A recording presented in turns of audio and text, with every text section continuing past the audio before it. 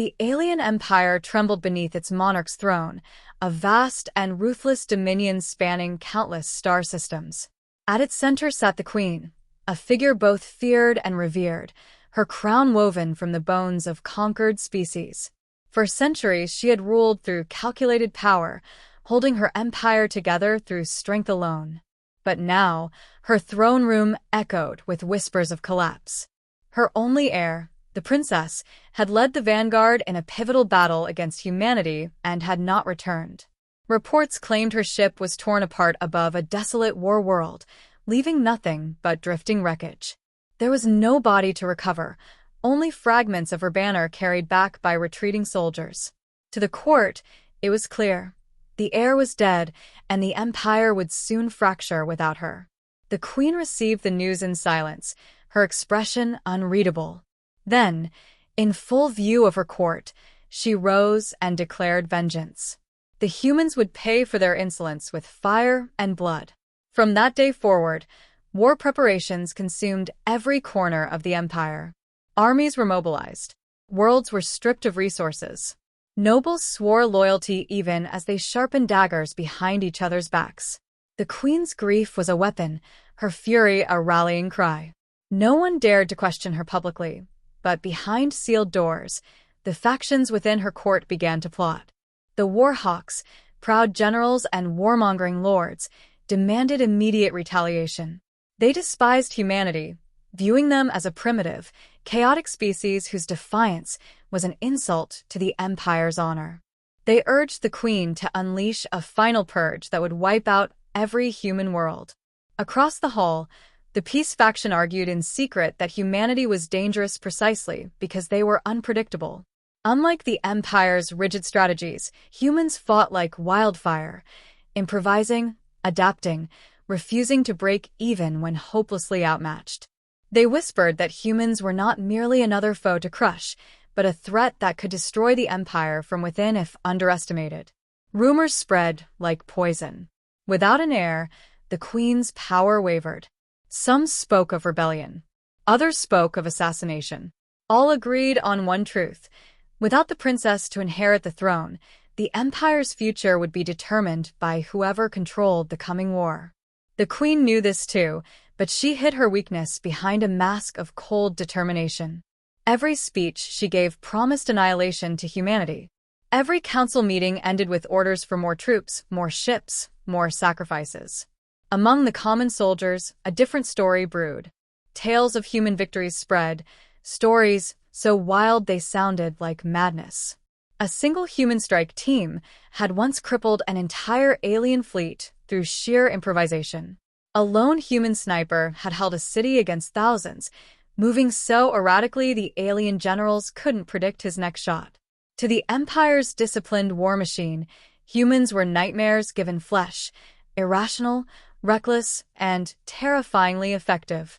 They were called Chaosborn, a species too unbound to fight like any other. As weeks passed, the Queen's grief hardened into something darker. She began preparing a ceremonial declaration of war, an act that would commit every world of her empire to total conflict. The throne room was filled with banners of mourning and rage, courtiers standing rigid in ceremonial armor. When the Queen stepped onto the dais, her voice carried like a blade through the chamber. She spoke of vengeance, of the sacred duty to erase humanity from the stars, of the blood debt owed for her daughter's death.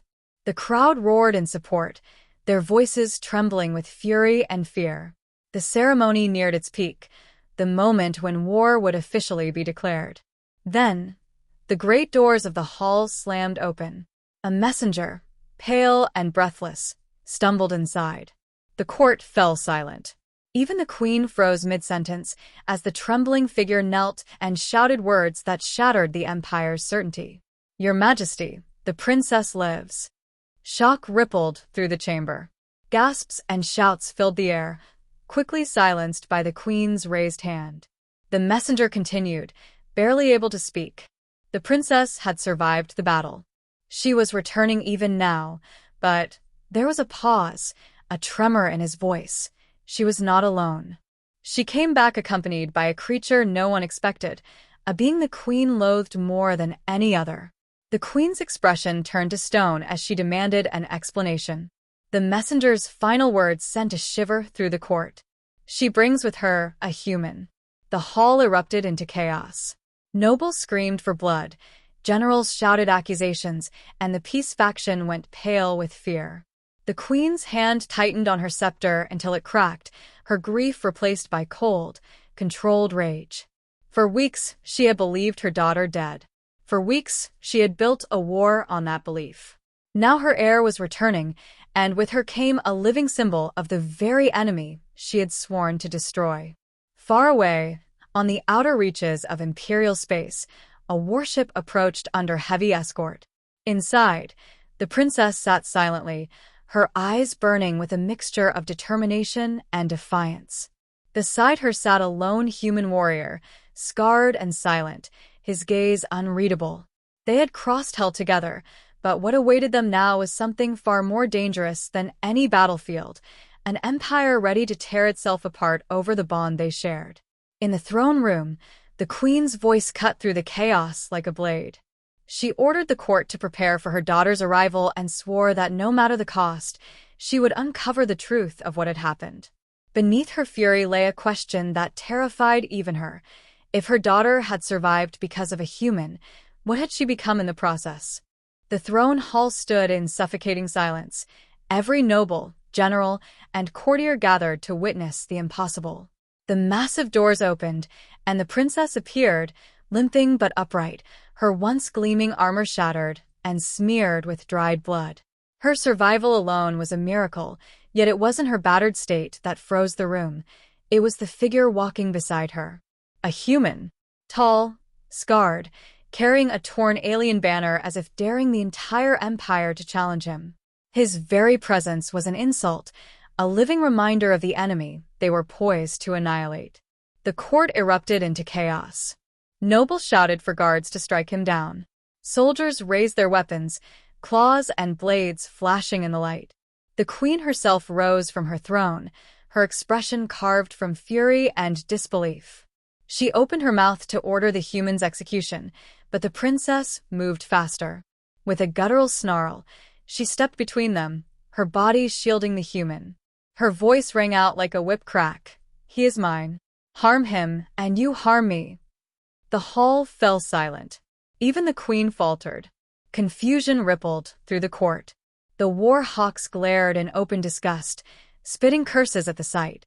The peace faction watched with wary fascination. In their culture, words carried weight far beyond intent. Declaring someone as hers was not a simple claim.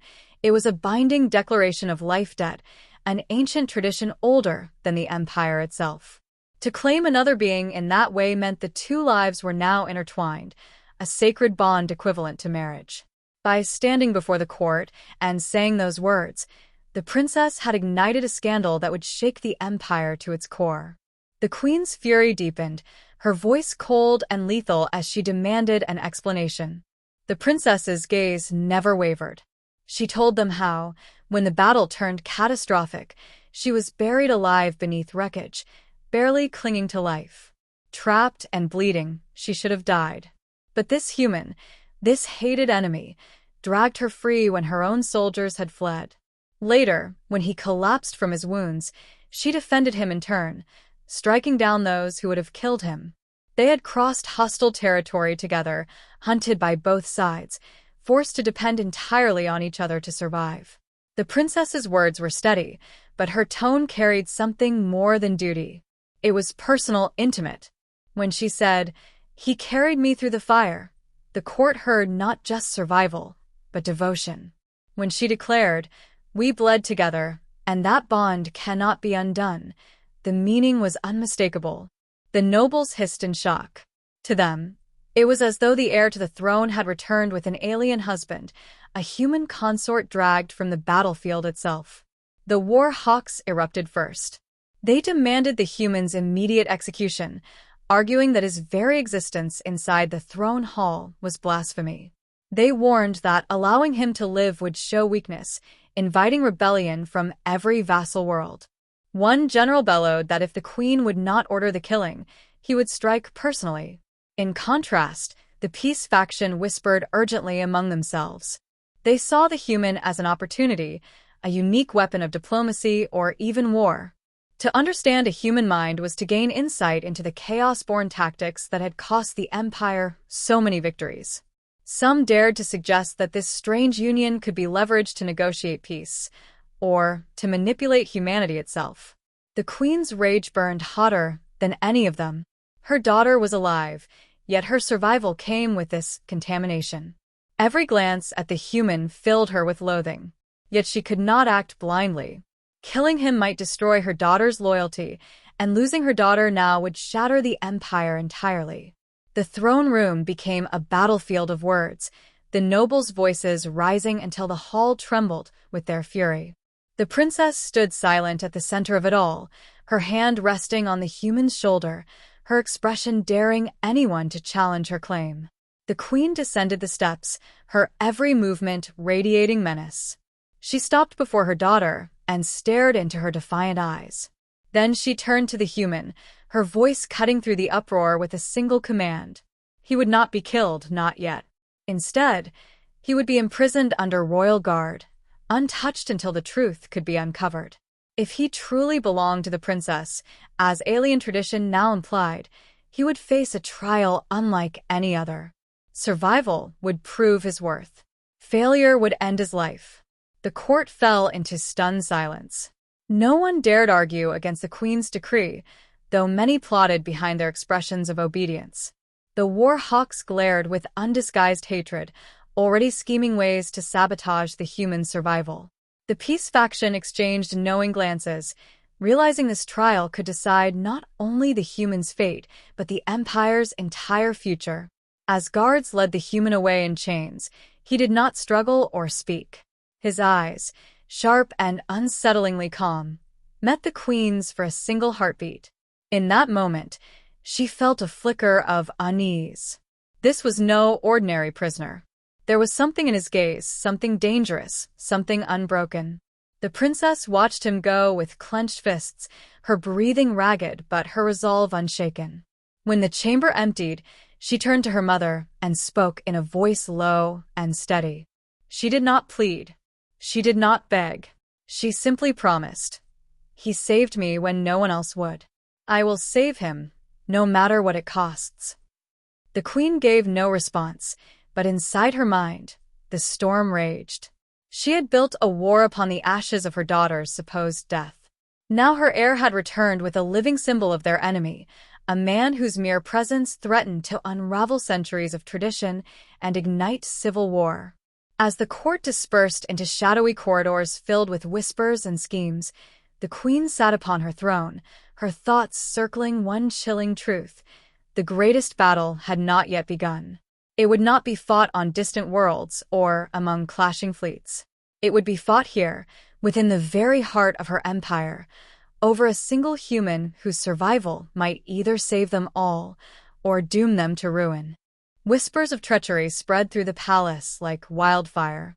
In every shadowed corridor and guarded chamber, nobles plotted, their loyalties divided between ambition and fear. The war hawks gathered in secret to rage against the queen's hesitation, calling the human's very existence within the palace an insult to their honor. They spoke of cleansing the throne with blood, of assassinating both the human and the princess if necessary to preserve the empire's purity. Across the hall, the peace faction met behind sealed doors, their whispers calmer but no less dangerous. To them, the human was not merely a threat but a chance to understand the chaos-born enemy, perhaps even to control him. Both factions knew one thing: if they did not act, the princess and her strange bond with the human would change everything. The princess moved like a storm through this political tempest, defying custom and tradition with every step. While outwardly she obeyed her mother's decree, inwardly she was relentless. Under cover of darkness, she descended into the depths of the palace, to the cell where the human was kept.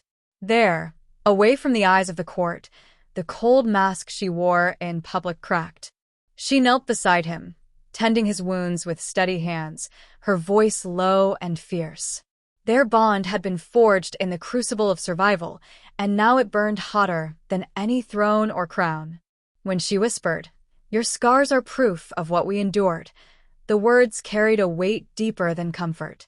To the alien culture, such intimacy was a vow. To him, it was a promise that she would fight the entire empire if she had to.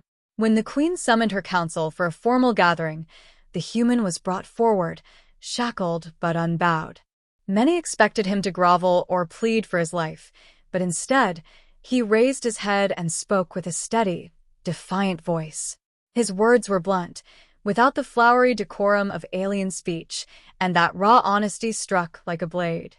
He mocked the Empire's rigid tactics, exposing how predictable their strategies had become, how easily humans had exploited their patterns in battle. Each insult cut deeper than any weapon.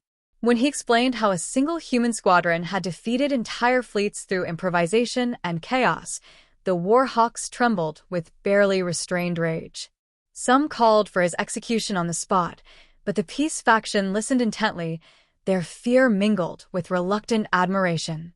In that moment, every noble understood why humanity had proven so dangerous, not through strength, but through unpredictability and willpower.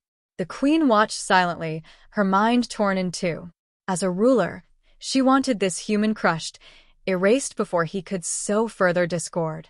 As a mother, she saw the fire in her daughter's eyes and recognized it as a reflection of her own youth.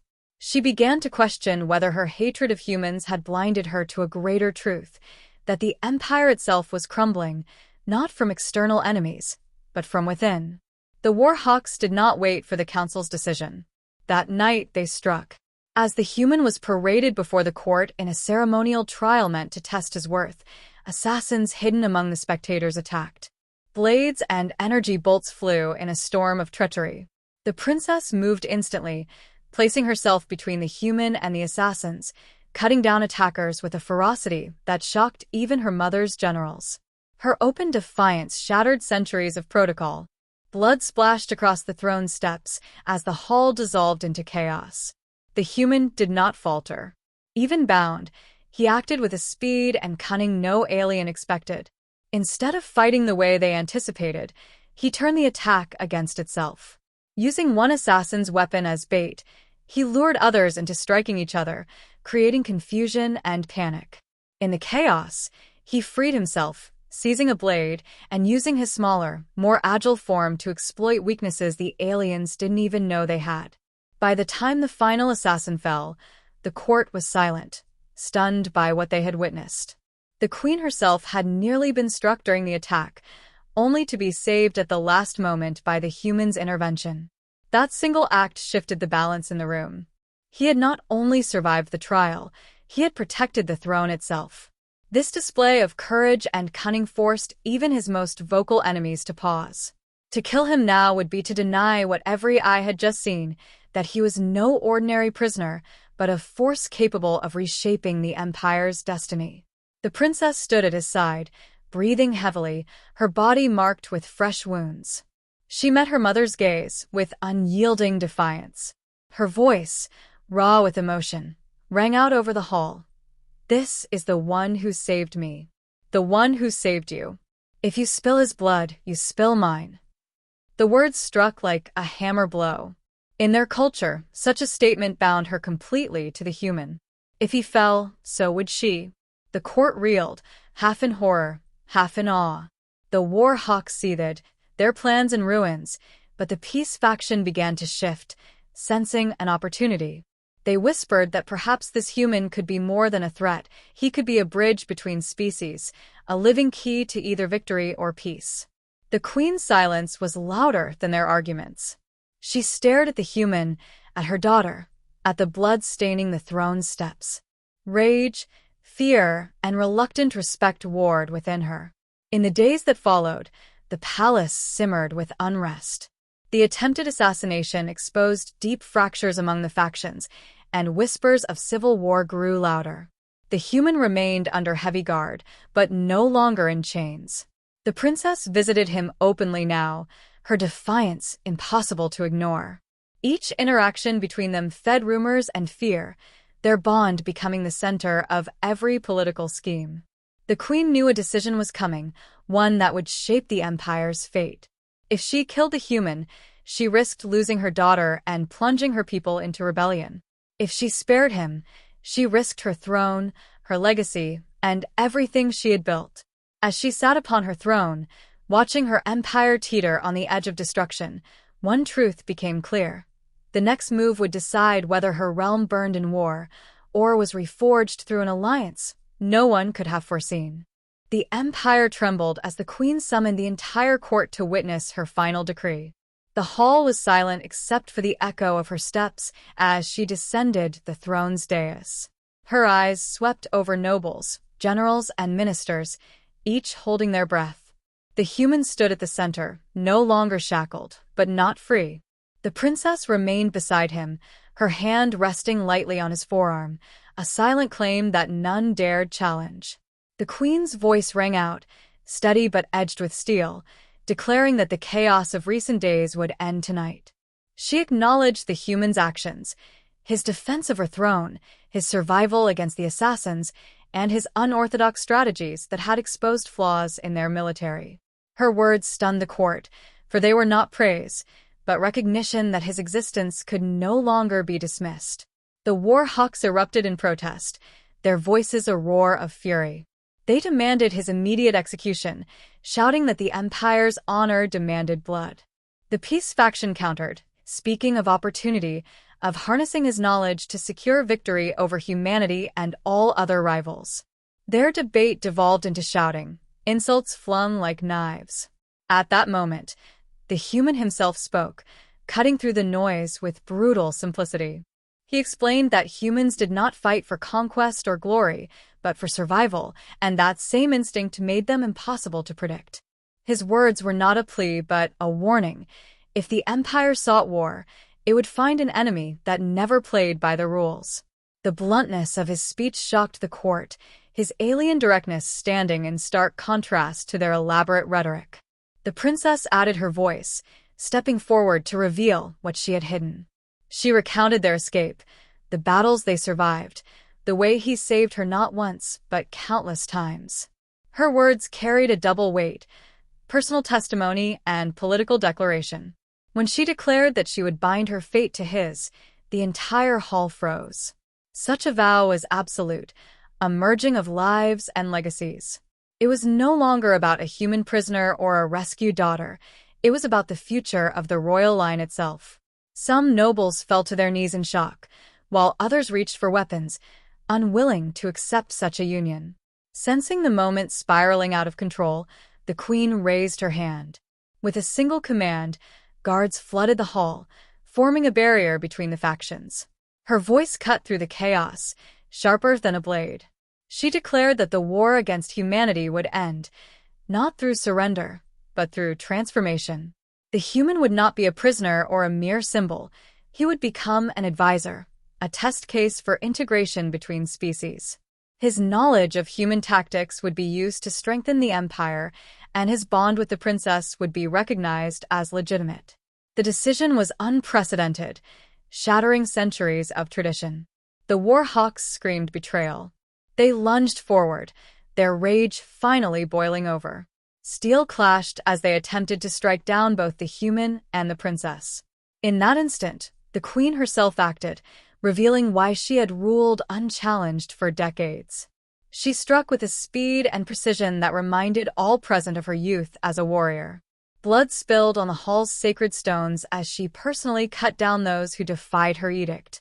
Her actions were merciless, leaving no doubt that her decree was final. When the last body fell, silence returned. The surviving nobles bowed, some out of respect, others out of fear. The queen turned to her daughter and the human. For a moment, her hard mask slipped, revealing a trace of maternal sorrow. She admitted she had believed her daughter dead, and in that grief, she had nearly destroyed everything through blind hatred. Now, faced with a living, breathing bond between her heir and the enemy, she chose to reshape the future rather than cling to the past. In the days that followed, sweeping reforms began. The human trained alien commanders in unconventional warfare, teaching them to think beyond rigid doctrines. The princess worked tirelessly beside him, their partnership growing both politically and personally. Whispers spread through the empire of a new era, one where unpredictability and adaptation were valued over tradition. Enemies abroad reeled as the empire's tactics shifted seemingly overnight, while factions within struggled to adapt to the new order. But peace was not universal. In the dark corners of the empire, exiled warhawks plotted revenge, swearing that they would never accept a human influencing their destiny. Across the stars, human forces received fragmented reports of one of their own alive deep within enemy territory, his fate unknown. The stage was set for a future where alliance and betrayal walked hand in hand. The queen, older and wearier now, watched from her throne as her daughter stood beside the human, their bond undeniable. She understood the risks of her decision, the fragile balance they walked. Yet for the first time, she allowed herself a flicker of hope. Her daughter had returned not with ruin, but with a chance to rebuild.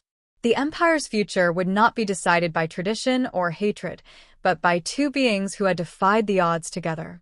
As the hall filled with the murmurs of a court forever changed, the queen whispered to herself, a vow only she could hear. The blood spilled tonight would be the last, or the first of a new beginning.